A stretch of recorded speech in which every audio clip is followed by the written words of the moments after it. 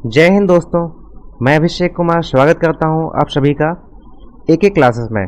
आज हम बात करेंगे हिंदी के समास के बारे में और देखेंगे उसकी परिभाषा, भेद एवं उदाहरण को।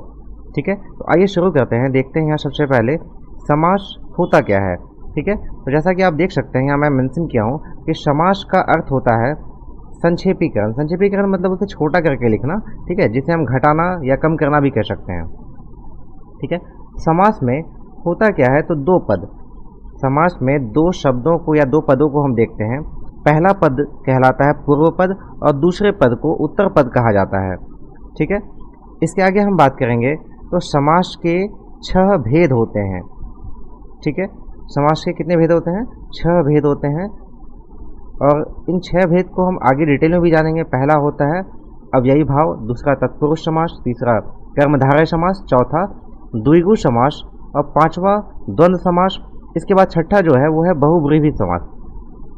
ये सारे समास को अगर प्रधानता पे आप देखोगे तो मैं यहाँ पे बांट के दिखलाया भी हूँ कि अव्ययी भाव समास जो है यहाँ पे आपको पूर्व पद प्रधान मिलेगा, तत्पुरुष में उत्तर पद प्रधान मिलेगा, कर्मधारय में उत्तर पद, द्विगु समास में भी उत्तर पद, द्वंद्व में दोनों पद प्रधान मिलेगा।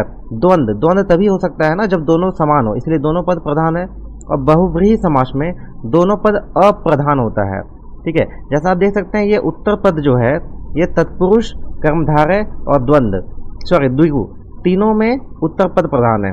ठीक है, आगे हम इस चीज़ को डिटेल में देखेंगे कि समास के 6 भेद में से सबसे पहला जो आपका है वो है अव्ययी भाव समास। तो आइए पहले बात करते हैं अव्ययी भाव समास होता क्या है। तो जब पूर्व पद अव्यय होगा, ठीक है, अव्यय होने से और क्या मतलब है कि ये उपसर्ग भी आप कह सकते हैं, क्योंकि इस अव्यय से आप और भी शब्द बना सकते हैं।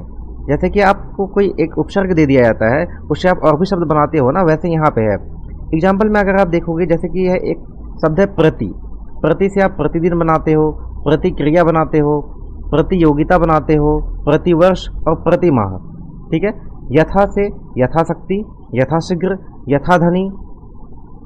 आगे देखते हैं, जैसे आ से हम बनाएंगे आजन्म, ठीक है, आमरण, आगंतुक। अगर अव्ययी भाव समास को पहचानने की बात की जाए तो आप यहाँ पे पहले पद को देखेंगे जहाँ पे प्रति, यथा, आ, हर, अनु इत्यादि ये सारी चीज़ें हो तो आप समझ जाना ये अव्ययी भाव समास है।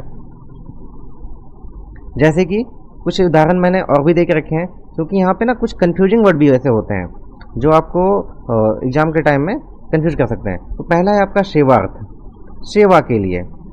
यथा रुचि, रुचि के अनुसार, क्योंकि ये समास विग्रह है। समास विग्रह यहाँ पे मैं कोशिश करता हूँ लिखने का। ये आपका है समास विग्रह। ठीक है, जब किसी शब्द को हम विग्रह करते हैं ना, यहाँ पे समास विग्रह होता है। तो समास विग्रह में सेवार्थ यानी कि सेवा के लिए, यथा रुचि, रुचि के अनुसार, घर घर, घर ही घर, रातों रात, रात ही रात। ठीक है, इसके बाद जब आप देखेंगे तो यहाँ पे है धड़ाधड़। ठीक है, धड़ाधड़ यानी धड़ ही धड़, लापता, पते की बात। इसके बाद हम देखते हैं दूसरे समास यानी तत्पुरुष समास के बारे में देखते हैं। तो तत्पुरुष समास है क्या?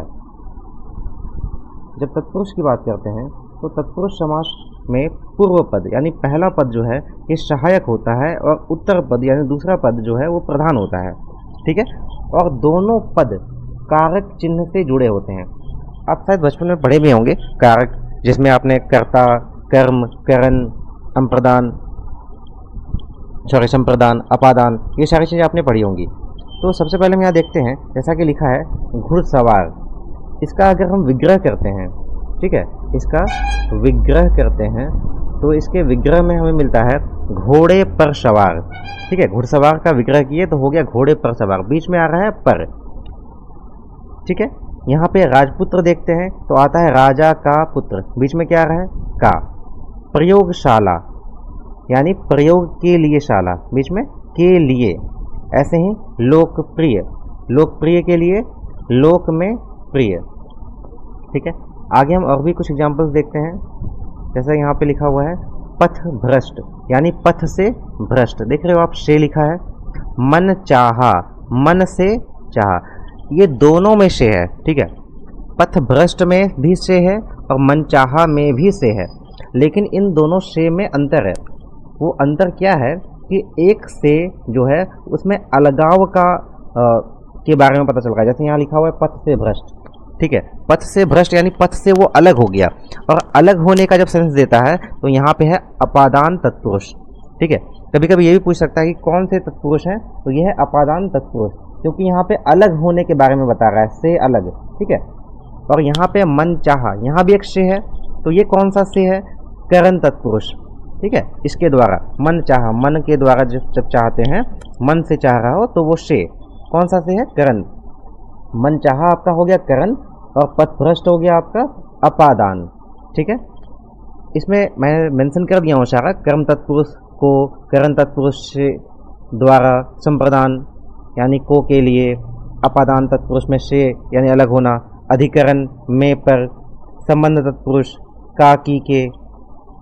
इसके बाद हम देखते हैं कर्मधारय समास। कर्मधारय समास की बात करें तो कर्मधारय समास में पहला पद विशेषण और दूसरा पद विशेष्य एवं प्रधान होता है, ठीक है। विशेषण आपको पता होगा, जो विशेषता बताने वाले शब्द होते हैं उसे हम विशेषण कहते हैं, ठीक है। और विशेष्य वो होता है जिसकी विशेषता बताई जाती है, ठीक है, जिसकी विशेषता बताई जाती है। जैसे बोलते हैं अच्छा लड़का, अच्छा हो गया विशेषण, और लड़का हो गया विशेष्य, ठीक है। कभी कभी ऐसा होता है कि दोनों पद विशेषण हो जाते हैं। अब इसे हम पहचानेंगे कैसे ये कर्मधारय समास है। तो जब हम समास का विग्रह करते हैं ना, तो विग्रह करने पे दोनों पदों के बीच या तो आपको है जो का सेंस आएगा के बारे में पता चलेगा, या फिर के समान, है ना, के समान और है जो जैसा आपको दिखलाई देगा, तो आप समझ जाना कि वो कर्मधारय समास है, ठीक है। जैसे कि यहाँ लिखा हुआ है महादेव, महादेव का मतलब विग्रह करेंगे तो क्या पता चलेगा, महान है जो देव, ठीक है, महान है जो देव, तो महादेव हो गया है जो। नीलकमल, नीला है जो कमल, ठीक है जो कमल। इसके बाद देखते हैं हम कमल चरण, ठीक है, कमल चरण, कमल के समान चरण, के समान आ गया, तो के समान देह लता, लता रूपी देह, देख रहे हो, लता रूपी देह। चंद्रमुख, चंद्र के समान मुख, के समान। विद्याधन, विद्या रूपी धन, ठीक है। यहाँ अब कमल नयन को देखोगे तो कमल के समान नयन, ठीक है। एक चीज़ को दूसरे के साथ आप कंपेयर नहीं करो, मतलब समझने की कोशिश करो, ठीक है। कमल के जैसा, ठीक है, क्रोध के जैसा अग्नि, अग्नि कैसा है, क्रोध कैसा है, एकदम बिल्कुल अग्नि की तरह है, क्रोध रूपी अग्नि है, ठीक है। कुसुम कोमल, कुसुम सा कोमल है ना, कुसुम सा कोमल, कैसा कोमल है, कितना कैसा कोमल है, कुसुम, कुसुम मतलब क्या था, फूल, फूल के जैसा कोमल है, ठीक है। इसके बाद हम देखते हैं द्विगु समास। द्विगु समास में क्या है कि पहला पद संख्यावाचक होगा और दूसरा पद प्रधान, ठीक है। संख्यावाचक पहला पद और दूसरा पद प्रधान होगा।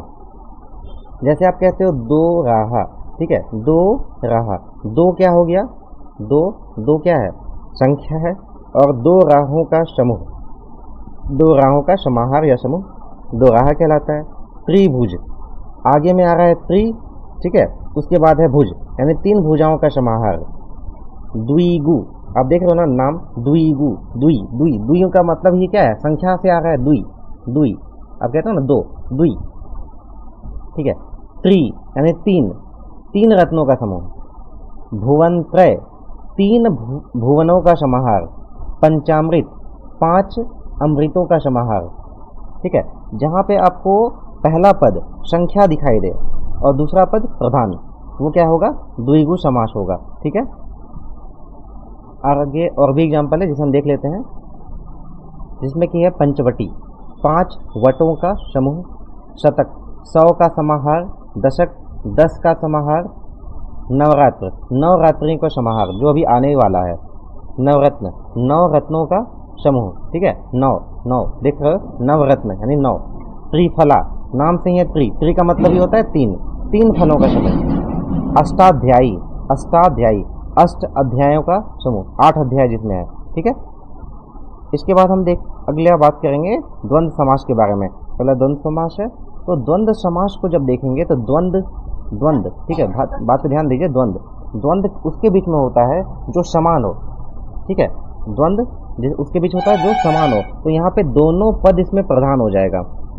ठीक है, द्वंद्व समास में दोनों पद प्रधान होते हैं और विग्रह करने पर दोनों पदों के बीच में या तो और आएगा या अथवा या एवं, ये सारे वर्ड, ये सारे शब्द लग सकते हैं। ठीक है, और अथवा या एवं जैसे शब्द आ सकते हैं। इनका पहचान क्या है, तो दोनों पदों के मध्य में हमेशा या ज़्यादातर कह सकते हैं, ज़्यादातर, हमेशा नहीं, ज़्यादातर योजक चिन्ह, ये जो योजक चिन्ह आपको दिख रहा है, ये योजक चिन्ह का प्रयोग होता है। ठीक है, जैसे कि है अन्न जल, दोनों के बीच में आप देख सकते हो योजक चिन्ह का प्रयोग है। अन्न जल में से अगर योजक चिन्ह को हटाया जाए तो हम क्या कहेंगे, अन्न और जल। ठीक है, योजक चिन्ह हट गया तो और लगा सकते हैं हम यहाँ पे, अन्न और जल। तो जहाँ पे आपको और अथवा या एवं लगा हुआ दिखाई दे वो क्या हो जाएगा, द्वंद्व समास हो जाएगा। ठीक है, चलिए आगे हम देखते हैं कृष्णार्जुन। ठीक है, कृष्णार्जुन, तो कृष्णार्जुन में आप देख सकते हो यहाँ पे योजक चिन्ह लगा हुआ नहीं है लेकिन छिपा हुआ है, कृष्ण और अर्जुन। ठीक है, इसको हम अलग करेंगे तो कृष्ण और अर्जुन। धर्माधर्म, धर्म या अधर्म। जलवायु, जल और वायु। सम्मान अपमान, देख रहे हो, सम्मान अपमान, यहाँ पे योजक चिन्ह है लगा हुआ, तो योजक चिन्ह हटने पे क्या हो जाएगा, और, सम्मान और अपमान। शस्त्रास्त्र, ठीक है, शस्त्र और अस्त्र। शीतोष्ण, शीत या उष्ण।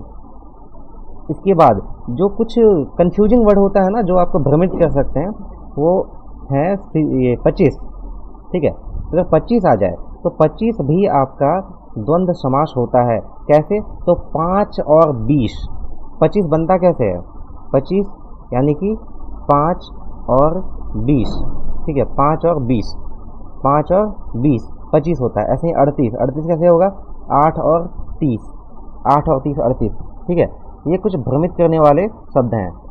अब आगे देखते हैं हम, इसके बाद है बहुव्रीहि समास। बहुव्रीहि समास, दोनों ही पद इसमें प्रधान नहीं होते हैं। ठीक है, बहुव्रीहि समास में एक भी पद प्रधान नहीं होते हैं, बल्कि इसमें होता क्या है कि दोनों पद मिल करके किसी तीसरे पद को प्रधान बना देते हैं। ठीक है, हाँ, उदाहरण में देखते हैं चंद्रशेखर। जैसे कि चंद्रशेखर का अगर विग्रह करें तो चंद्र है शिखर, सॉरी यहाँ शेखर नहीं है, शिखर है, शिखर पर जिसके, चंद्र है शिखर पर जिसके, यानी कि शिव जी। यहाँ शिव जी की तरफ इशारा किया जा रहा है, संकेत किया जा रहा है, ये तीसरा पद है और इस तीसरे पद को ही प्रधान बना दिया गया है। चंद्रशेखर किसे कहते हैं, शिव जी को। ठीक है, ऐसे है सूल पानी, सूल पानी, सूल है पानी में जिसके, यानी कि शिव जी। तिरंगा, 3 है रंग जिसमें, यानी कि राष्ट्रध्वज। ठीक है, ऐसे ही आगे देखेंगे, यहाँ लिखा है शाखा मृग। ठीक है, शाखा पर दौड़ता है जो मृग, तो शाखा पे दौड़ने वाला कौन सा मृग है, किसकी तरफ बताया जा रहा है, तो वो बंदर होता है। ठीक है, लंबोदर, लंबोदर लंबा है उदर जिसका, लंबा है उदर जिसका, यानी कि गणेश। दिनेश, दिन है ईस जो वह, यानी कि सूर्य की तरफ इशारा किया जा रहा है, दिनेश सूर्य। कमल नयन, कमल के समान नयन, कमल के समान नयन, यानी विष्णु।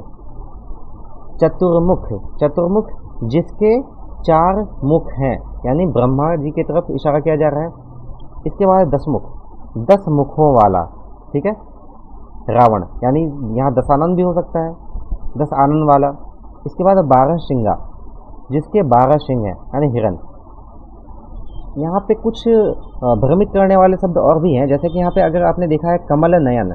ठीक है, कमल नयन यानी कमल के समान नयन, के समान।